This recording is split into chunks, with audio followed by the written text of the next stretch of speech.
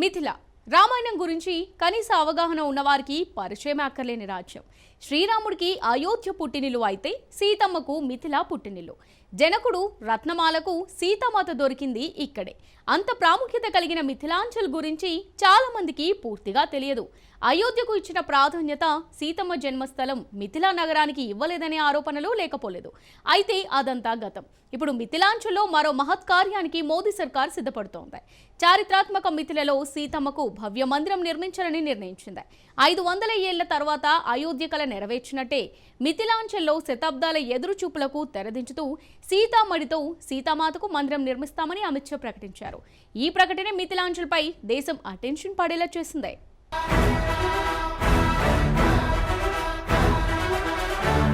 500 ఏళ్ల తర్వాత నెరవేరిన అయోధ్య రామమందిర కళ మరో మహత్కార్యానికి సిద్ధమవుతున్న మోడీ ప్రభుత్వం. మిథిలాంచల్లో సీతమ్మకు మందిరం నిర్మిస్తామని హామీ. అయోధ్య రామమందిరం కోట్లాది హిందువులకు 500 ఏళ్ల కళ. శతాబ్దాల చరిత్ర, ఎన్నో పోరాటాలు, మరెన్నో వివాదాలను దాటుకుని ఎట్టకేలకు గత ఏడాది అయోధ్య రామమందిరం ప్రారంభించుకున్నాం. అయోధ్యలో రామమందిరం హిందువులకు ఎందుకింత సెంటిమెంట్ అంటే శ్రీరాముడు అక్కడే పుట్టాడు కాబట్టి. రాముడి స్వస్థలంలో ఆయనకు నిలువనీడ లేకపోవడం హిందువులను ఎంతో వేదనకు గురిచేసింది కాబట్టి. మరి సీతమ్మ, ఆమె పుట్టినిల్లు అయిన మిథిలాంచల్లో అయోధ్య వంటి భవ్య మందిరం ఎందుకు లేదు? సీతమ్మ జన్మస్థలానికి పొరుగు దేశం నేపాల్ ఇచ్చిన ఇంపార్టెన్స్ మనమెందుకు ఇవ్వలేదు? ఇలా ఎన్నో ప్రశ్నలు ఉదయిస్తాయి. విచిత్రమేంటంటే అయోధ్య గురించి అక్షరం పొల్లుపోకుండా చెప్పే చరిత్రకారులు సీతమ్మ పుట్టినిల్లు గురించి పెద్దగా పట్టించుకోకపోవడం. అయితే అదంతా గతం. ఇప్పుడు మిథిలాంచల్లో సీతమ్మకు భవ్య మందిర నిర్మాణం జరుగుతుంది.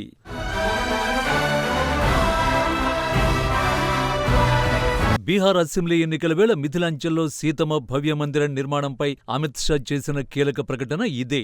శాశ్వత మిథిలా మహోత్సవ్ 2025 కార్యక్రమంలో పాల్గొన్న అమిత్ షా అయోధ్యలో రామమందిరం నిర్మించుకున్నాం, ఇక మిథిలలో సీతమ్మ వంతొచ్చిందని ప్రకటించారు. త్వరలోనే ఆలయ నిర్మాణానికి అవసరమైన కార్యాచరణ సిద్ధం చేస్తామని ప్రకటించారు. కానీ బీహార్తో సీతమ్మకు లింకేంటి?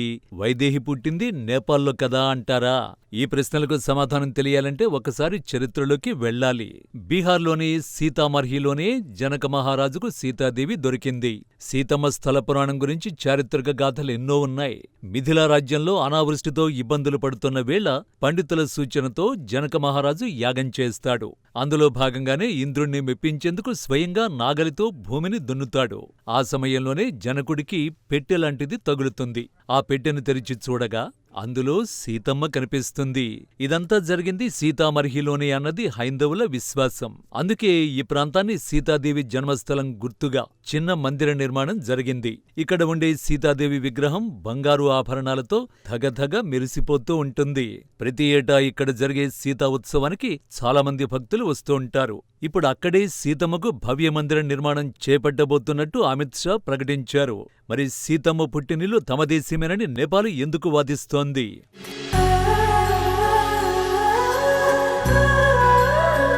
అప్పట్లో మిథిలా రాజ్యం బీహార్ నుంచి నేపాల్ వరకు విస్తరించి ఉండేది. ఈ రాజ్యాన్నే విదేహ రాజ్యమని కూడా అనేవారు. సీతమ్మకు వైదేహి అన్న పేరు కూడా ఈ కారణంగానే వచ్చింది. ఆ జనకుడి రాజధానే నేపాల్లోని ప్రస్తుతం ఉన్న జనక్పురి. బీహార్లో గంగానదికి ఉత్తరాన అవతలి తీరంలో ఉన్న 19 జిల్లాలు, నేపాల్ భూభాగమంతా కలిపి మిథిలాంచల్గా పిలిచేవారు.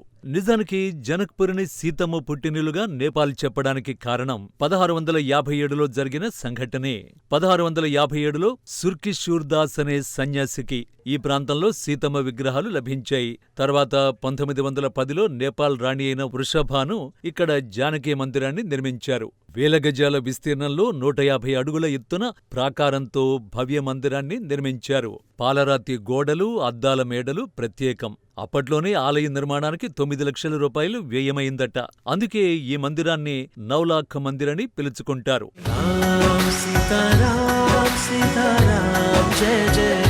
జానకీ మందిరం నిర్మించిన చోటునే సీతాదేవి శివధనుస్సును పూజించిందని చరిత్ర చెబుతుంది.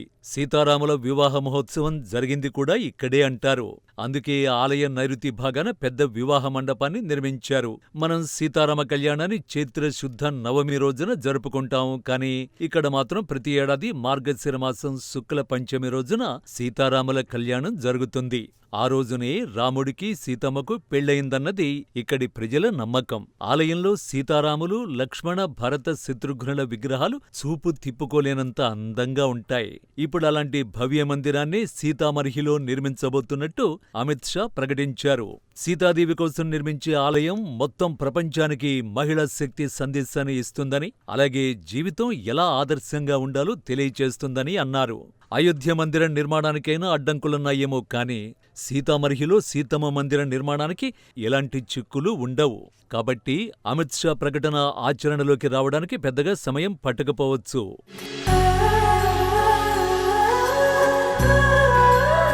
సీతామర్హి సీతామాత జన్మస్థలమని బీహార్ టూరిజం శాఖ గుర్తించి పలు అభివృద్ధి పనులు చేపడుతోంది. నవరాత్రి ఉత్సవాలు అలాగే శ్రీరామనవమి పండుగల సమయంలో ఈ ఆలయానికి భక్తులు పోటెత్తుతుంటారు. 2023 డిసెంబర్ 13న బీహార్ సీఎం నితీష్ కుమార్ సీతామర్హిలోని పునౌరధామ్ వద్ద సీతాదేవి ఆలయం నిర్మాణానికి శంకుస్థాపన చేశారు. పునౌరధామ్లో భారీ ద్వారం, ప్రదక్షిణలు చేసే మార్గం, సీతమ్మ వాటిక, లవకుశ వాటిక, పార్కింగ్, వసతి ఇలా చాలా సౌకర్యాలు ఏర్పాటు చేసేలా ప్రణాళికలు రెడీ చేస్తున్నారు. సీతాదేవికి కొత్తగా నిర్మించే ఆలయాన్ని అయోధ్య రామమందిరం శైలిలో నిర్మించాలనుకుంటున్నారు. ప్రధాన ఆలయంలో కింది భాగం వృత్తాకారంగా ఉండేలా డిజైన్ చేస్తున్నట్టు తెలుస్తోంది. ఆ చుట్టూ సీతాదేవికి చెందిన 108 విగ్రహాలు ఉంచేలా చూస్తున్నారు. ఆలయ నిర్మాణం కోసం 51 శక్తిపీఠాల నుంచి మట్టిని తీసుకొచ్చేలా కార్యాచరణ కూడా సిద్ధమైపోతోంది. అయితే సీతమ్మ మందిరం నిర్మాణం వెనుక మరో వ్యూహం కూడా ఉంది.